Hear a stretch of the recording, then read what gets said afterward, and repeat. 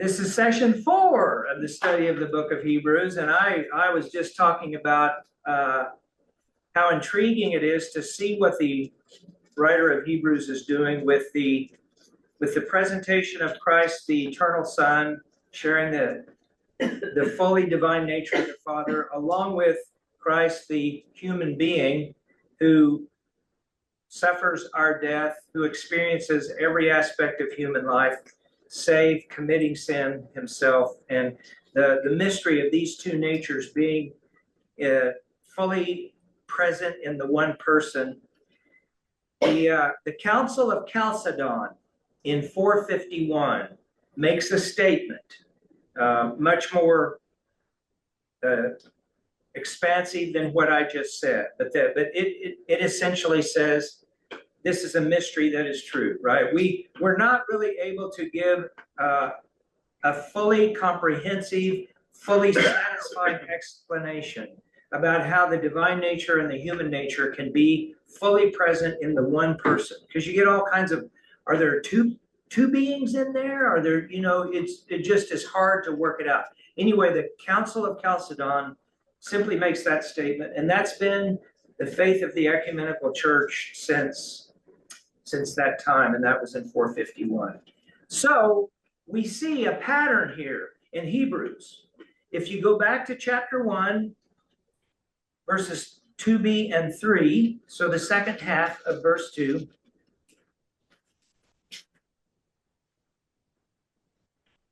it says, God has spoken through the Son, through whom he also created the worlds.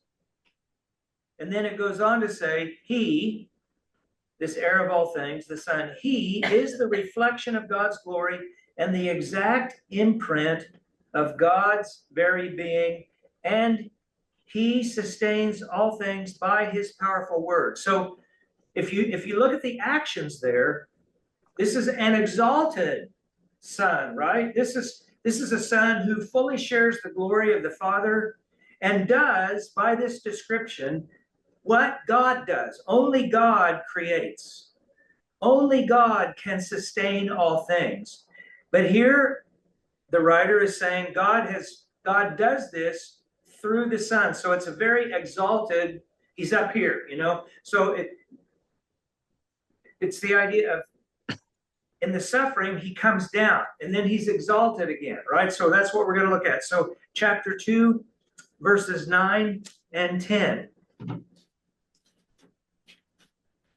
This one, described in the first 4 verses of chapter 1 in this way that I just summarized, that same one is now made lower than the angels, fully human. The writer of Hebrews is reading Psalm 8, made him a little lower than God. Some of our translations say little lower than the angels. Other translations say, and he's following that translation, made him, or human beings, a little lower than the angels. Now crowned with glory and honor because of the suffering of death, so that by the grace of God he might taste death for everyone. Here's the suffering. And then in verses 14 and 15, since therefore the children share flesh and blood, he himself likewise shared the same things, so that through death he might destroy the one who has the power of death, that is the devil, and free those who all their lives were held in slavery by the fear of death.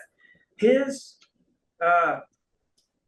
as Paul says in Ephesians 4, the one who ascended is the same one who descended, right? And there it could be to the earth, to the lower parts of the earth. So maybe, some interpretations, in his death, Jesus actually descends to hell or to the place of the dead. Different Christian groups disagree about that point. But here we have this exalted Son descending now, taking human nature and suffering, right? Suffering. And then exalted again. So we're back to 113. His exaltation is to the right hand of the Father. To which of the angels has God ever said, sit at my right hand until I make your enemies a footstool for your feet?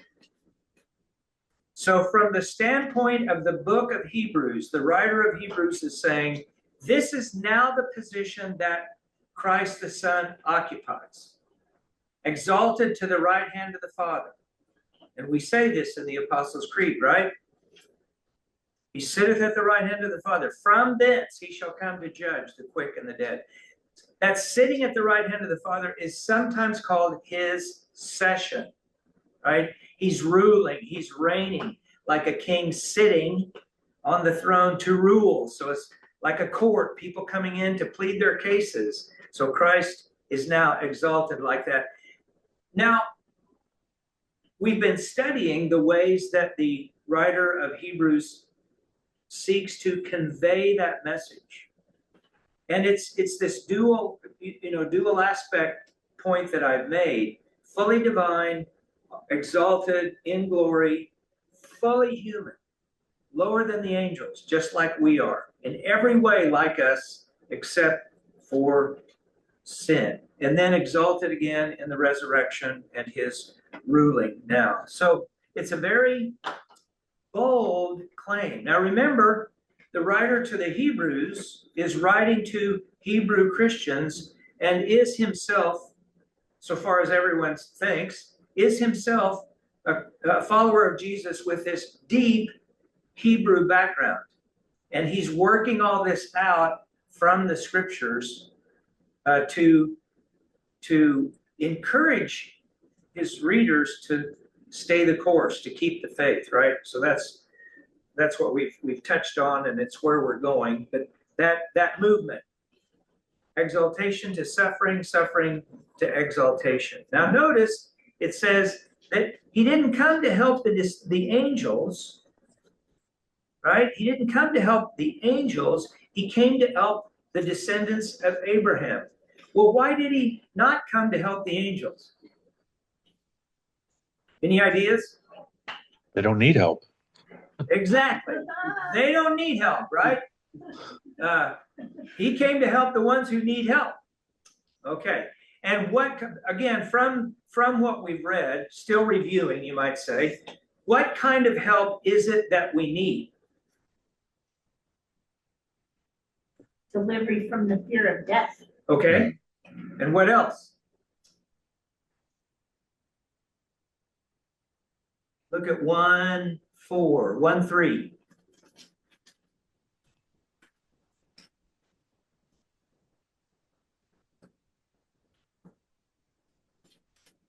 Purification from sins, right? So this is atonement. So freedom from the fear of death, freedom from death, the power of death, and then freedom from fear and purification for sins. The purification for sins will show up again when we get further into the book. And this is a very, you can hear the kind of Day of Atonement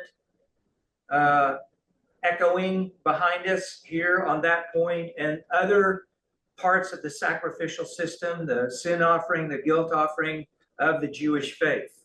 He's drawing on that and you might say building his case for how Jesus fulfills all of these things. And then in 2:16, notice it says that he might be a merciful and faithful high priest. That might be language is the grammatical term is subjunctive. So remember, we're going to remember our 6th grade grammar, right? Subjunctive is not indicative. What is indicative? Is. Right. And what does indicative do? It states a fact. It states the case as it is. A subjunctive is yes, ma'am. I'm trying to find where that is. Hebrews 2, verse 16. Me too. Yeah, me too. Oh, I'm sorry. Is it 6? Oh, 17. So that it is might 17. become a merciful. Yeah, forgive me. 17. As usual, I made a mistake and didn't catch it. Yeah. Yeah, You're subjunctive. human. Okay. Surprise! Yeah, that he might be, right? So it's not, this is it's a little hint. I wouldn't want to make a whole case here, but it does imply that Christ's death for all, that the benefit of Christ's death for all is not a foregone conclusion for everyone. There's a little bit of a question in here, a little bit of a zone, you might say, of, and I would say this is God not forcing something on people, because once we get into the topic for tonight, we're gonna think about being hard-hearted, right? There's a consequence to being hard-hearted. And so God offers, makes available, has the power to change whatever, but if a person says no, then that person is rejecting Christ as the high priest. Again, think about the audience that the writer is writing to. All these kind of Jewish terms coming out of my mouth would have been very, very familiar to them. It would have been the normal course of life for them. And so, but I just wanted to point out that there's a little bit of a question mark, leaving open. It's not just everybody just gets it, right? There's got to be an open heart for it. Okay, what is the Son pioneering? Chapter 2, verse 10.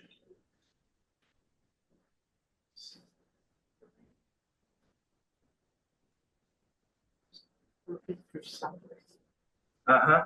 And then pioneer of their salvation is what mine says. Okay. Is that what is yours close to that? Salvation, perfect or something. Okay, yeah. It says should make the founder of their salvation. Founder, okay.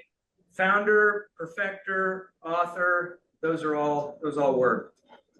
And we'll touch on that tonight too a little bit more.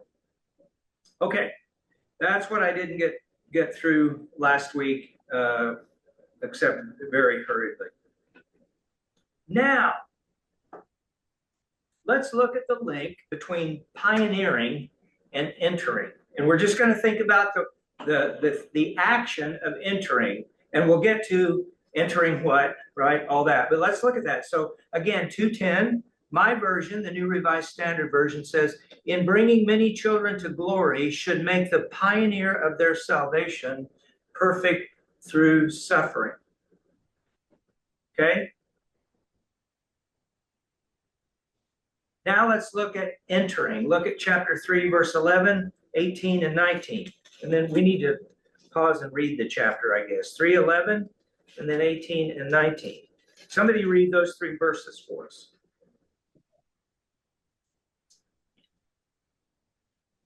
As I swore in my wrath, they shall not enter my rest. Then 18, and to whom did he swear that they would not enter his rest, but to those who were disobedient? So we see that they were unable to enter because of unbelief. Okay, there's a little bit of a verbal, conceptual link in the way chapter 3 is laid out, and we'll stop and read it here in just a second. But there's a verbal connection between pioneering. If you think of pioneering, what does a pioneer do? Forges the frontier, leads the new way. A pioneer is going somewhere, right? They're on the Oregon Trail. They're going somewhere. Santa Fe Trail. They're going somewhere. Okay, that's the idea of entering. So pioneering and entering have a connection, particularly when we look at the larger context here as this lesson unfolds tonight. So then the question is, as we read this now, who is entering what? All right. If you'll tolerate me, I'll just read chapter 3.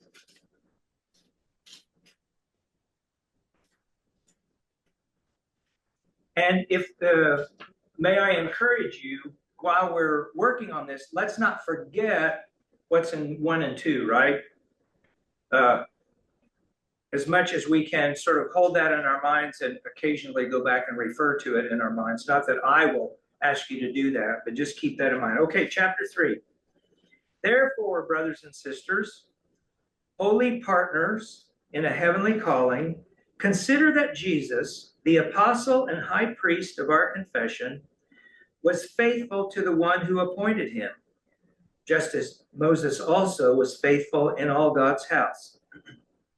Yet Jesus is worthy of more glory than Moses, just as the builder of a house has more honor than the house itself. For every house is built by someone, but the builder of all things is God. Now Moses was faithful in all God's house as a servant, to testify to the things that would be spoken later. Christ, however, was faithful over God's house as a son, and we are his house if we hold firm. There's that kind of conditional, the question is open sort of feeling. If we hold firm the confidence and the pride that belong to hope. Therefore, as the Holy Spirit says, today if you hear his voice, do not harden your hearts as in the rebellion, as on the day of testing in the wilderness, where your ancestors put me to the test, though they had seen my works for 40 years. Therefore, I was angry with that generation, and I said, they always go astray in their hearts, and they have not known my ways. As in my anger I swore, they will not enter my rest. Take care, brothers and sisters, that none of you may have an evil, unbelieving heart that turns away from the living God. But exhort one another every day, as long as it is called today, so that none of you may be hardened by the deceitfulness of sin. For we have become partners of Christ, if only we hold our first confidence firm to the end. As it is said, today, if you hear his voice, do not harden your hearts as in the rebellion. Now, who were they who heard and yet were rebellious? Was it not all those who left Egypt under the leadership of Moses? But with whom was he angry 40 years? Was it not those who sinned, whose bodies fell in the wilderness? And to whom did he swear that they would not enter his rest, if not to those who were disobedient? So we see that they were unable to enter because of unbelief. And that last verse launches us into chapter 4, which will come later, not tonight. But all right. Now there's some things in there that we're not going to spend really to speak of any time on, but just some really interesting little I don't know what to say, tidbits of thinking. For example, verse 14, we have become partners of Christ. That's a parallel to children, right? We are children of God. We're brothers and sisters with Christ. We're partners, is my version, with Christ. We're co-heirs with Christ. We could do a lot with that, but we're not going to. That's one of the things I just don't think we really have time to cover. So let's get to the big things here in this chapter. All right. We're going to read now Psalm 95, because that's the psalm that is quoted in chapter 3, verses 7 through 11. So once again, we're dealing with the Psalms, Psalm 95, and I'll ask somebody to read that for us. Psalm 95.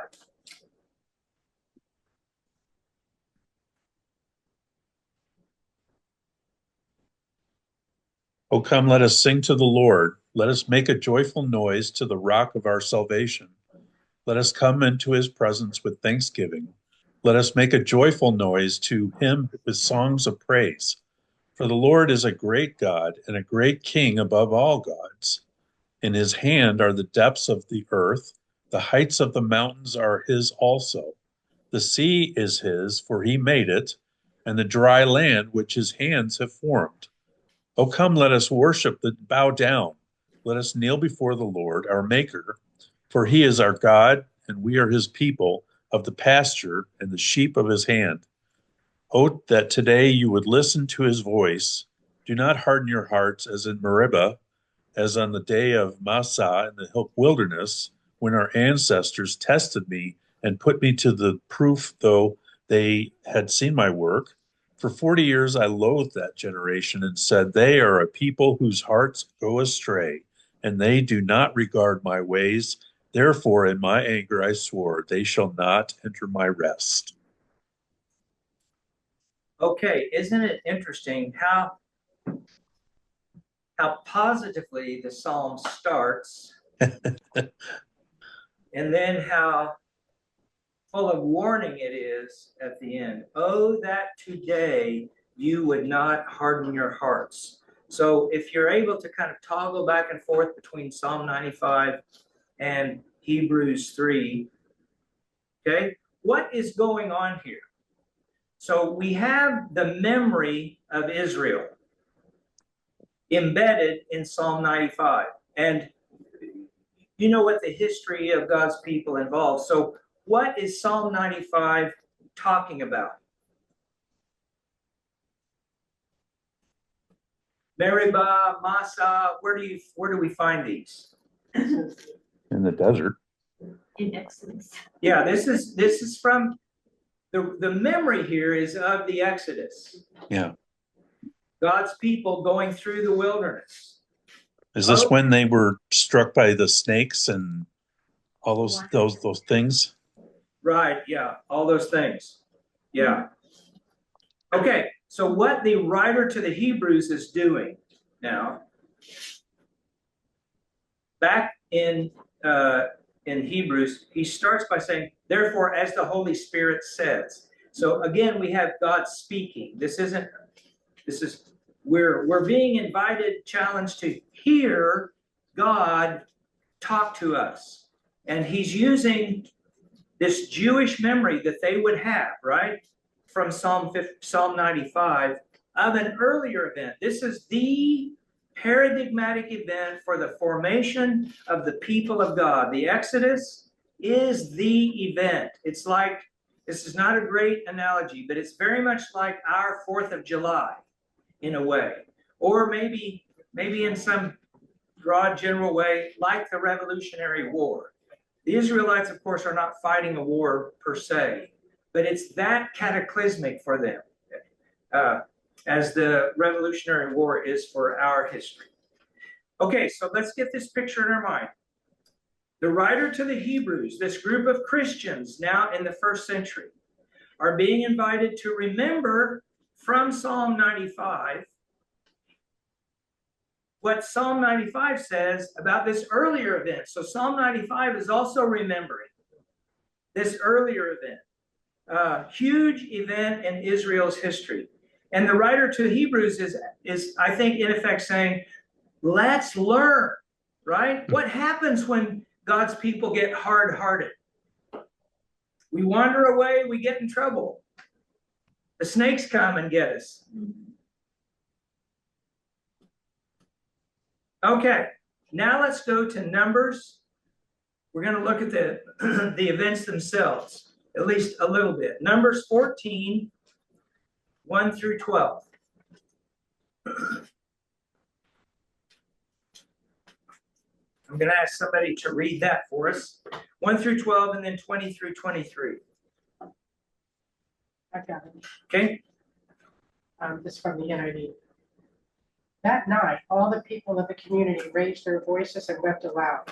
All the Israelites grumbled against Moses and Aaron, and the whole assembly said to them, if only we had died in Egypt or in this desert. Why is the Lord bringing us to this land only to let us fall by the sword? Our wives and children will be taken in plunder. Wouldn't it be better for us to go back to Egypt? And they said to each other, we should choose a leader and go back to Egypt. Then Moses and Aaron fell face down in front of the whole assembly, Israelite assembly, gathered there.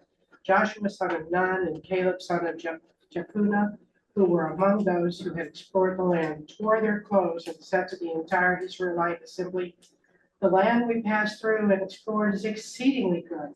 If the Lord is pleased with us, he will lead us into that land, a land flowing with milk and honey, and will give it to us. Only do not rebel against the Lord, and do not be afraid of the people of the land, because we will swallow them up. Their protection is gone, but the Lord is with us. Do not be afraid of them. 12. Yeah, through 12, and then 20 through 23. But the whole assembly talked about stoning them. Then the glory of the Lord appeared at the tent of meeting to all the Israelites. The Lord said to Moses, how long will these people treat me with contempt? How long will they refuse to believe in me in spite of all the miraculous signs I have performed among them? I will strike them down with a plague and destroy them, and I will make you into a nation greater and stronger than they. 20 through 23. Yes. The Lord replied, I have forgiven them as you asked. Nevertheless, as surely as I live, and as surely as the glory of the Lord fills this whole earth, not one of the men who saw my glory and the miraculous signs I performed in Egypt and in the desert, but who disobeyed me and tested me 10 times, not one of them will ever see the land I promised on oath to their forefathers. No one who has treated me with contempt will ever see it. Okay, so let's see how the writer is kind of setting up this picture. And we're looking just at the history now, but he's asking the Hebrews that he's writing to, hey, think about our history, right? And so, okay, who's the leader, as it were, out in front of this people as they journey through the wilderness toward the promised land? Moses. Moses, right, Moses. Somewhat in the role of a pioneer, right? They're moving into a land that they don't know. All right, so there's that. Now, back in the book of Hebrews, we see references to, for example, toward the end of chapter 3, was it not those who sinned, whose bodies fell in the wilderness? So we see what's going on in Numbers 14. So let's get that picture in our mind. They've gone right up to the edge of the promised land. The 12 spies have gone in. It's a wonderful land, a land flowing with milk and honey. The grapes are so big, you got to carry them on. And they bring stuff back to show how rich and fertile and abundant the land is. But 10 of the spies say, there are giants living in this land. We can't take it. The two, the two spies say, we can do this, right? God is with us, we can do this. Here we see in Numbers 14, the rebellion, hard-hearted rebellion, that Psalm 95, therefore Hebrews 3 is talking about. That's what they do. It's not just that they're afraid, they go against God's instruction. Rebel. And what happens to them? 40 years wandering in the wilderness, and that generation dies out. That's the history. The writer of Hebrews, through Psalm 95, wants these Christian followers, or these Hebrew followers of Jesus, to remember. Okay, now let's go to Exodus 17, 1 through 7.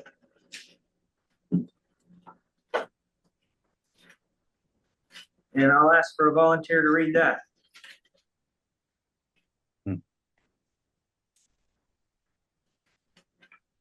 All the congregation of the people of Israel moved on from the wilderness of sin by stages, according to the commandment of the Lord, and camped at Rephidim. But there was no water for the people to drink. Therefore the people quarreled with Moses and said, give us water to drink. And Moses said to them, why do you quarrel with me? Why do you test the Lord? But the people thirsted there for water, and the people grumbled against Moses and said, why did you bring us up out of Egypt to kill us and our children and our livestock with thirst? So Moses cried to the Lord, what shall I do with this people? They are almost ready to stone me. And the Lord said to Moses, pass on before the people, taking with you some of the elders of Israel, and take in your hand the staff with which you struck the Nile, and go. Behold, I will stand before you there on the rock at Horeb, and you shall strike the rock, and water shall come out of it, and the people will drink. And so Moses did so in the sight of the elders of Israel, and he called the name of the place Massah and Meribah, because of the quarreling of the people of Israel, and because they tested the Lord by saying, is the Lord among us or not? Okay, so see, Psalm 95 is referring to Exodus 17. Meribah and Massah are most likely the same place. And if you look at a map of the Sinai Peninsula, so think of an upside down triangle, And down toward the bottom of the triangle is Sinai, Mount Horeb. You go northwest of Mount Horeb, I don't know, maybe 15 or 20 miles.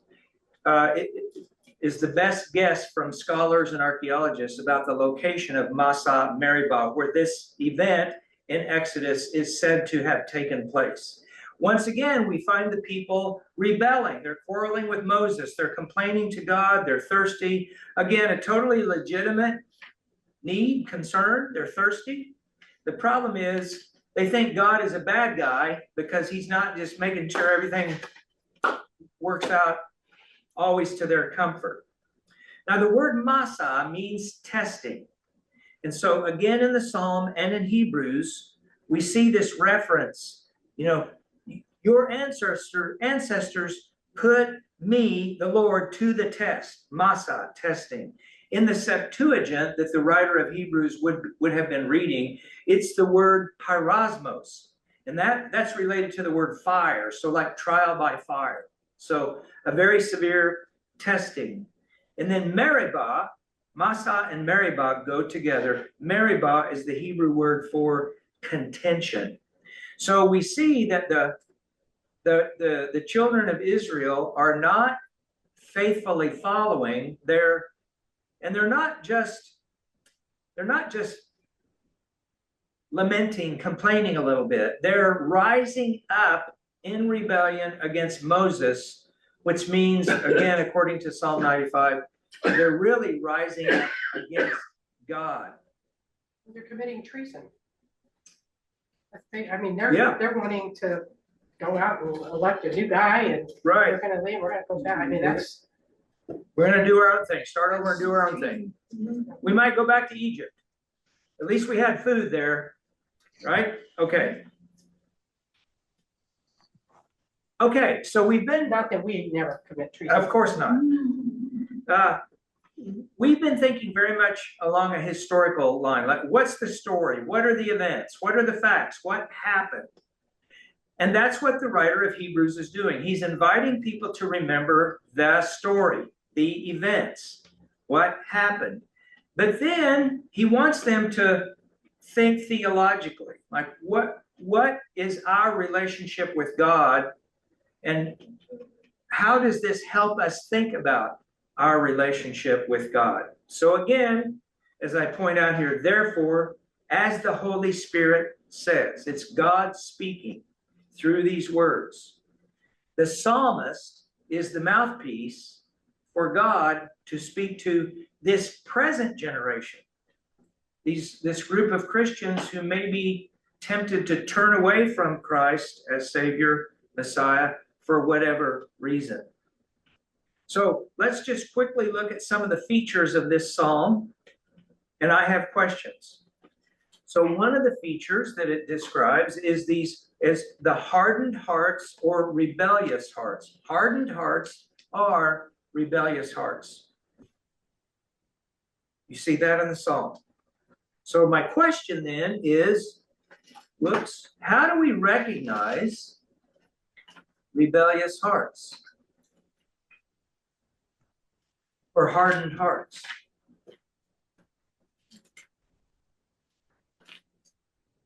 See, the writer to the Hebrews is dealing with a fairly concrete situation. And, it's challenging us to think about our day. How might we recognize hardened hearts today in our circumstances? It's a lack of trust, lack of faith in God delivering, thinking that we can do it on ourselves. Disobedience. So these two go together, right? If I don't trust in God and I say no, right? God says X and I say nope, not going to do it.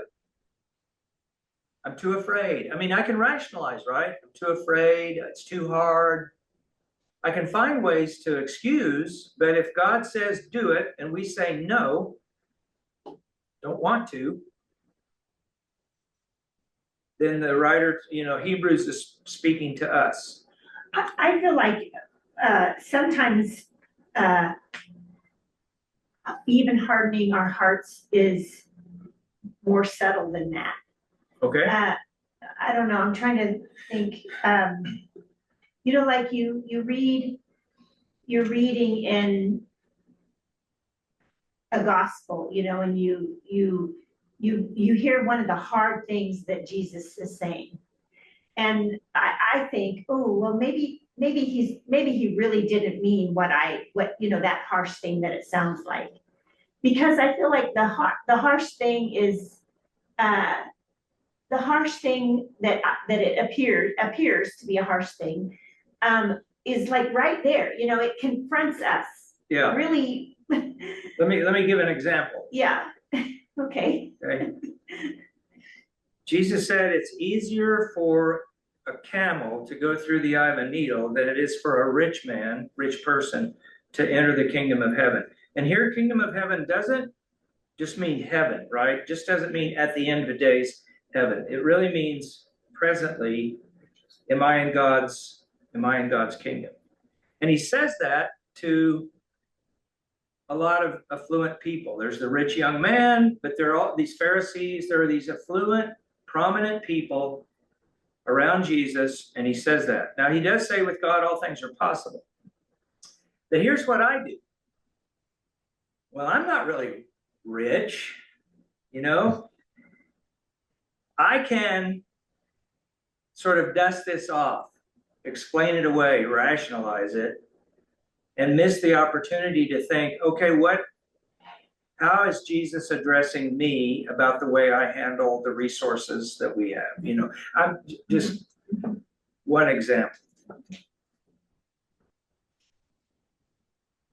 Okay, so we are warned about hardening our hearts. Now, for the Hebrews that he's writing to, their danger is actually deciding that Christ really isn't the Messiah, and they may be turning back to Judaism or something else for some other reason. How about the day of testing? Another feature of the Psalm. So back to Exodus 17:2, and then in Psalm 95:9, it refers to the testing. And who are they testing? It looks like Moses, but it's really God. Mm-hmm. Yeah, exactly. And God says that, right? They're testing me. Somewhere in here, I have a question. Why does it seem like God takes it personally? So let's think about that for a second. We can imagine, totally legitimate complaints. This is dangerous. They've gone out into the wilderness. They don't really know where they're going. They're going to the land that God showed, God will show them. This would not be easy, right? The walk of faith would not be easy. They're complaining. They're starting to say, this isn't working. Let's change our plans. But can we imagine for a second what it is like for people, for God's creatures, to put God to the test? Which is not far from people putting God, as it were, on trial.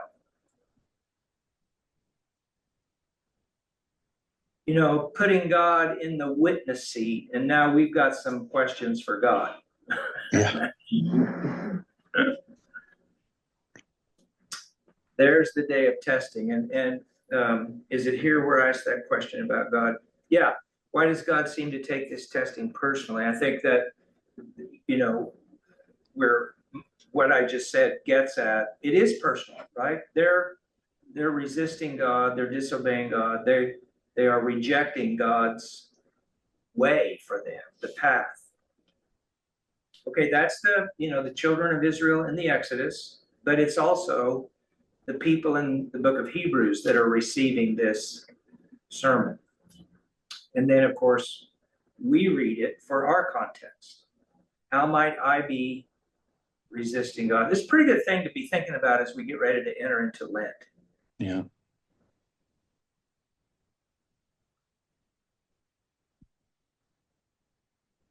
Seeing God's works or power does not equate to Israelite faithfulness, right? It says they saw my works. And you can hear the implied question. You've seen what I've done. Why are you rebelling? Again, a good question for us.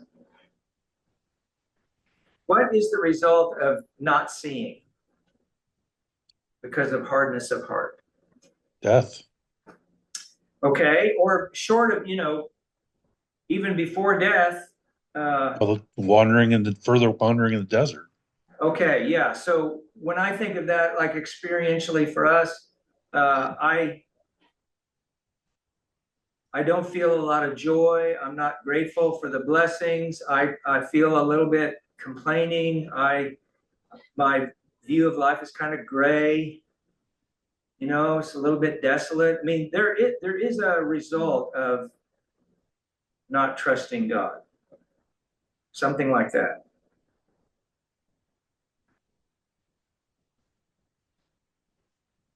Okay, I'm going to move on. Chapter 3 in Hebrews, verse 12. You see the warning here.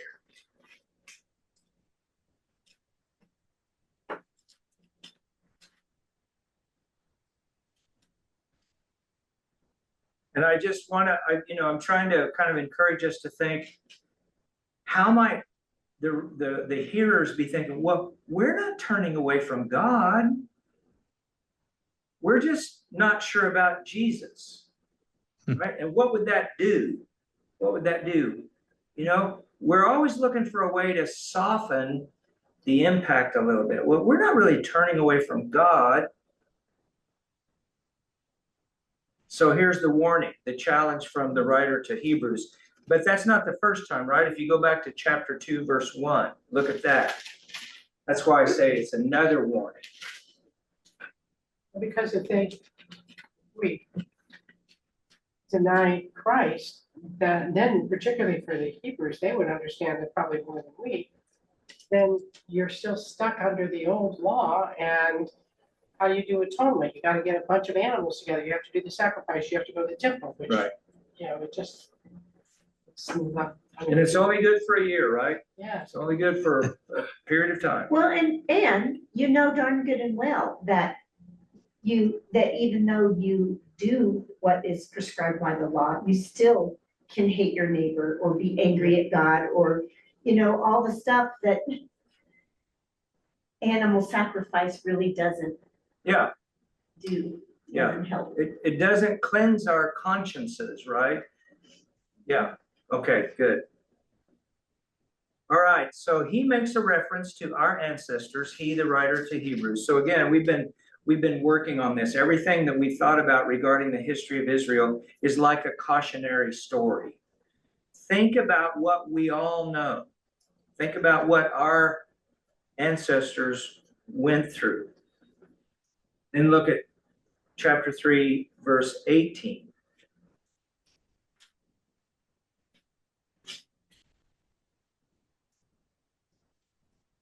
And we'll get to the rest question. We'll come back to that. So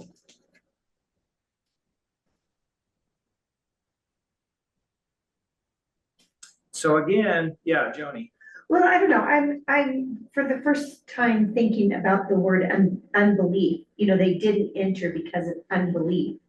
And I'm thinking of Abraham believed God and it was credited to him as righteous. Right. So like believing God and the son that he has sent is like sometimes maybe all the exact details of how you practice that or Right. maybe that's not as important as I always thought it was, because it's really either you believe God or you don't believe God. Yeah, and believing God means following, right? Abraham believed God, and he went where God sent him. It says, well, this will show up in chapter 11 of Hebrews. Abraham went out not knowing where he was going. He was following the voice. So faith and obedience always go together. Therefore, unbelief is disobedience. We're really saying, God, no. All right, now I think it's interesting. This is where I get a little nerdy, maybe. How does the author of Hebrews take this material that we've been working with and link it to the people he's now talking about is in the presence? How does he do that? Rhetorically. So, in other words, how does he use words to persuade? So I want us to notice these words. There's a word association thing going on. And we can try to imagine the sound of it, right? So like with the word harden, do not harden your hearts. Look at chapter 3, verse 8.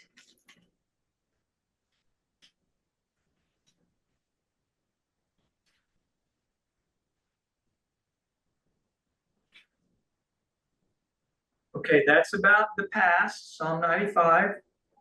But then he says in verse 13, but exhort one another every day as long as it is called today, so that none of you may be hardened by this deceitfulness of sin. This word, he picks up these words in the psalm and then applies them. In a way, I'm stating something that is probably pretty obvious, but it's really interesting to me how he this is, to persuade people. He's picking up these words and using them in the present context. And we can imagine hearing him read Psalm 95 and then hearing these certain words repeated, you might say, to us. So let's look at how he uses the word or sees the word hearts operating. So again, verse 8. Do not harden your hearts. Verse 9. Oops, sorry. Skip 9. 10, 7, 30, Yeah, 10. I don't know how I do that. They always go astray in their hearts. Thank you for catching that. Then verse 12.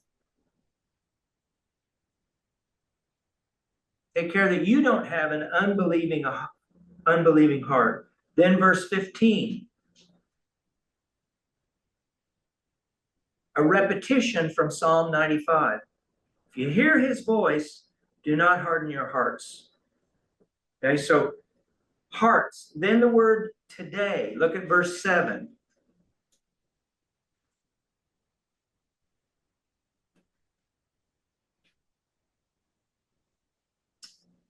And then verse 13. As long as it is called today. There's an urgency here. He's using that. He's picking up on the word today in Psalm 95 to indicate the urgency of this decision, this situation that he finds them in and that he's trying to correct. So hearts, that gets right to the central matters, and a hardened heart is a real problem today. And then the word rest.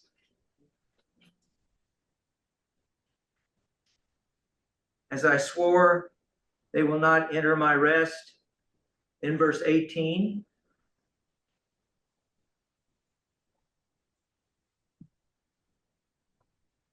This rhetorical question, to whom did he swear that they would not enter his rest? Well, it's the people who are disobedient. Everybody knows the answer to that question, right? Then look at chapter 4, verse 1. And we'll get into this next week. Therefore, while the promise of entering his rest is still open, let us take care. Here's another warning, another encouragement to stay faithful. Okay, what is the rest? Promised land. Okay, the promised land is the rest. So Psalm 95, as I swore in my anger, they shall not enter my rest. My rest is they make it into the promised land, they settle down. Okay, rest for these believers, right? We're not talking about the land now per se, the physical land of Israel or Palestine. We're talking about the city of God. We're talking about settling where God dwells. Now we know God dwells everywhere, but there is this picture in Scripture about being in the manifest presence of the Lord, like the city of God that we see in the book of Revelation. So returning to Eden, in a Could- sense. Yes, in a sense, it is a return, but it's a sort of enhanced return, Yeah. right? I make all things new, the Lord says in Revelation 21. Behold, I make all things new. So it is the garden, but it's even better. Yeah. So how does it connect to, and on the seventh day he rested? Because all the time when I've read that, you will not enter my rest, I have always connected somehow to that.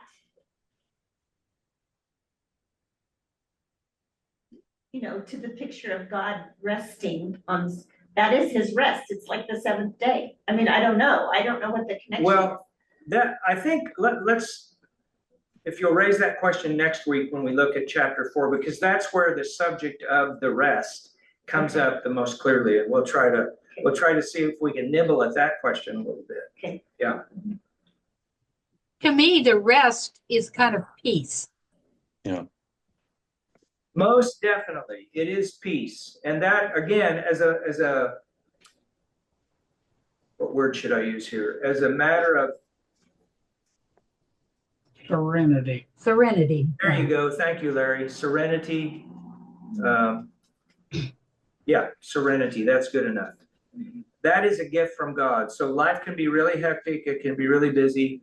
And we still feel God's peace. That is a taste of the rest that God has for us. All right, now you may have noticed that I didn't really start this study with how chapter 3 starts. So now it's time to look at the contrast with Moses. So let's go to 3:1. Therefore, brothers and sisters, holy partners in a heavenly calling, consider that Jesus, the apostle and high priest of our confession, was faithful to the one who appointed him, just as Moses also was faithful to all God's house. So there's a similarity, a parallel. But then, yet, Jesus is worthy of more glory than Moses. Now, here's where scholars start reading between the lines. Why would these Hebrew Christians need to be reminded that Jesus is worthy of more glory than Moses, that Jesus is going to be more important than Moses? Jesus is the Messiah.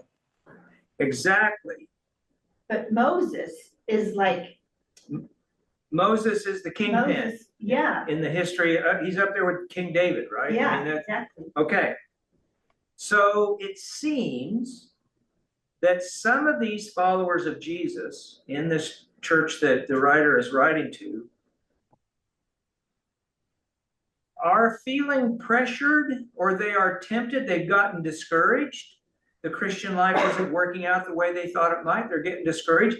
Maybe it's just better to go back to the old way that we knew, where it's, be circumcised and keep the law of Moses. And Moses is the means by which the scriptures come to us and all that, the law. Okay. So let's think for a second about what is Moses doing in his role as a leader in the Exodus. I think I already mentioned this earlier, but probably worth Pioneering. the pioneering, right? We kind of see him out in front, leading these people. They're pioneering. They're headed toward a land, a place to settle. Yeah, so chapter 4, verse 8.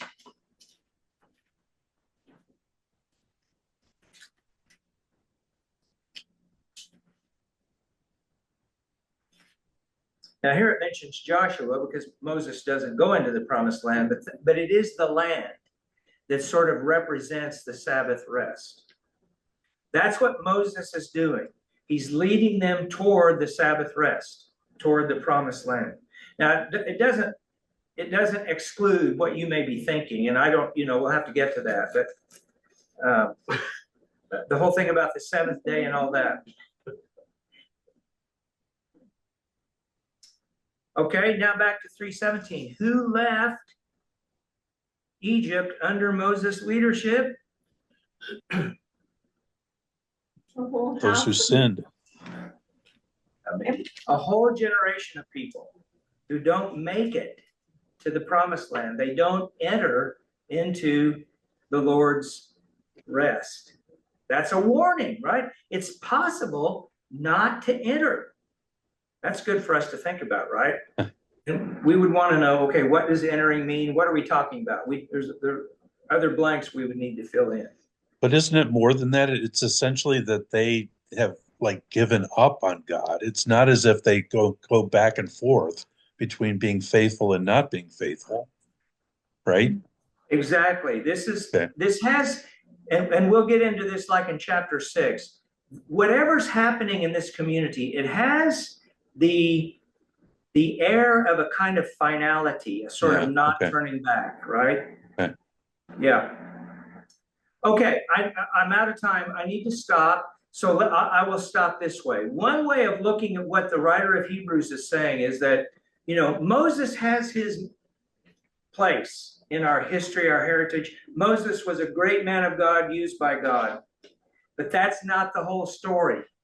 The story was not finished with Moses. So the idea of turning back, right? In a way, kind of parallel to the Jews wanting to turn back to Egypt, not wanting to go into the promised land. These first century Christians with a Jewish background might be tempted to turn back to Moses. The writer of Hebrews is saying, it's like you're turning back from entering the Sabbath rest, right? Mm-hmm. Moses is great. We venerate him. We're not denying the story, rejecting the story. We're not leaving it behind. The story wasn't finished with Moses. Jesus finishes the story, and we'll come back to that as we carry on with this. So if you'd like to read ahead, do read chapter 4 of Hebrews, and we'll finish up what I tried to get through tonight, and we'll get on with chapter 4 next week. All right. All right, everybody.